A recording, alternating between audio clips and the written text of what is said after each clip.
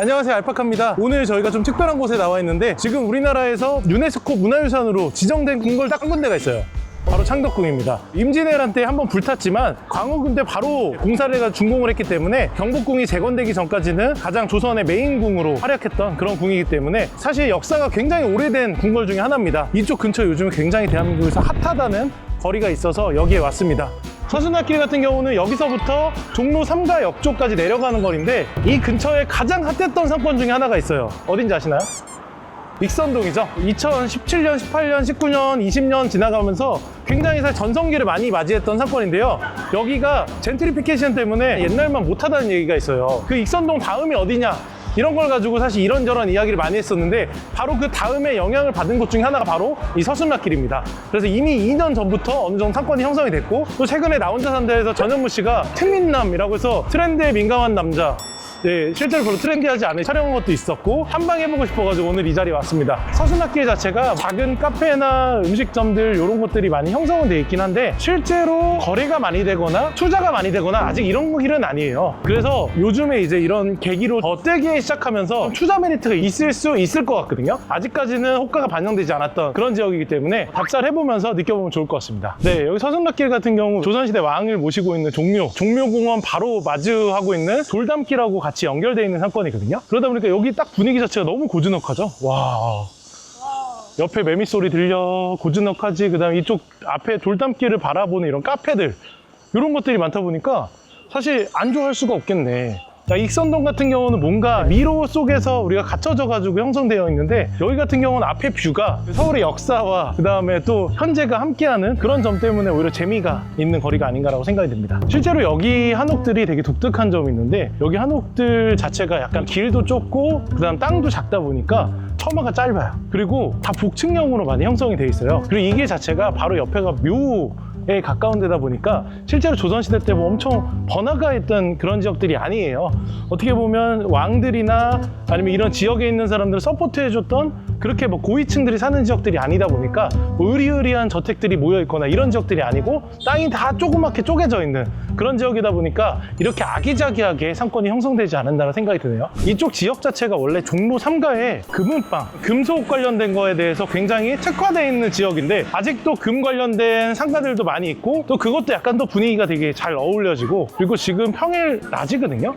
평일 낮 시간인데도 카페에 사람이 굉장히 많고 벌써부터 술을 먹고 있는 그런 분들도 많죠. 여기가 그럴 수밖에 없는 게 정말 관광지 같은 지역이 된 거죠. 지금 외국인 관광객도 굉장히 많은 것 같고 길이 진짜 이쁘고 걸어 다니기도 굉장히 편하고 주말엔 또 여기 차 없는 거리기도 하다 보니까 굉장히 메리트가 있습니다. 이쪽 지금 저희가 창덕궁 쪽에서 좀 더 종로상가 쪽으로 쭉 내려오다 보니까요 점점 더 사람이 많고 점점 더 소위 말해서 핫한 음식점들이나 카페들이 굉장히 많아요. 그래서 앞에 보니까 전현무 님이 식사를 했던 음식점이 있는데 거기 같은 경우는 지금 오후 4시, 평일 오후 4시인데도 벌써 꽉 차 있어요. 야, 평일 오후에 이렇게 사람이 많은 지역이 있을까? 정말 유니크하게 많습니다. 요즘 트렌디한 상권에 어떻게 보면 특색이 가장 다 묻어있는 그런 거리가 아닌가라고 생각이 듭니다. 진짜 많이 바뀌었다. 이 동네 사실 진짜 주얼리 빼고는 올 일이 없었던 거리인데 여기가 이제 이런 카페들이나 음식점들이 너무나 많이 들어왔네요. 실제로 여기가 거래되는 게 평당 7천만 원 정도 선으로 거래가 됐는데 그 이후로 사실 거래된 건 특별히 없긴 하거든요.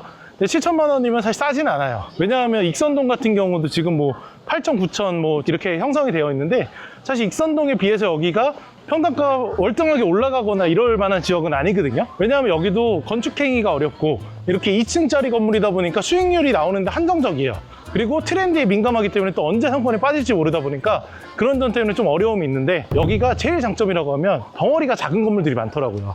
그래서 10억, 20억, 30억 이런 물론 10억, 20억, 30억 큰 돈이지만 상업용 부동산을 투자하기에는 크지 않은 돈이기 때문에 그런 작은 돈으로도 이런 트렌디한 상권에 한번 투자할 수 있고 또 치고 빠지고 사실 익선동 같은 경우도 치고 빠져서 재미 보는 분들이 많거든요.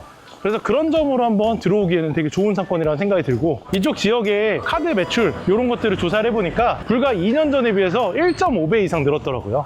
사실 이런 지역이 서울에서 그렇게 많지가 않거든요. 그래서 요즘에 익선동이 많이 좀 변화하고 있는 시점에서 익선동을 대체하는 지금도 아직도 개발되고 있고 계속 더 형성되고 있고 이제 방송을 탔다라고 하면 아직 상권이 한 최소 3년 정도는 더 유지되는 경우들이 많거든요. 여기 지역 같은 경우도 그런 흐름이 조금 보입니다. 저희가 이제 서순락길을 쭉 이어서 내려왔는데요. 여기서 이제 종로 3가로 이어지는 이 거리로 가다 보면 종로 3가에서 가장 핫한 포차들이 모여있는 거리가 있어요. 그래서 여기서 낮에 시간들을 보내고 저녁에 저희 포차 가가지고 한잔을 하는 그런 데이트 코스로 요즘에 가장 각광받고 있는 지역이라고 하고, 그리고 이쪽 지역에 재밌는 투자를 했던 분 중에 한 분 있죠. 지금 두산 베어스의 양의지 선수 50억에 사서 뭐 80억에 올랐다 이런 기사들이 나와 있는데 그만큼 좀 핫한 거리에 잘 샀다라고 이야기를 한 것 같아요. 아무튼 서순락거리 같은 경우는 안 가보신 분들은 꼭 한번 가봤으면 좋겠다라고 생각하는 굉장히 트렌디하고 재밌는 거리가 아닌가라고 생각이 듭니다. 서순락길에 대해서 한번 투자도 한번 고민해보시고, 또 내가 여기서 직접 뭐 장사나 이런 운영을 해보신다라고 했을 때도 한 번쯤은 검토해볼 만한 지역이 아닌가라고 생각이 들고, 특히 요즘에 이제 외식업 하는 분들이나 직접 사용하는 목적으로 건물 투자를 많이 하시거든요.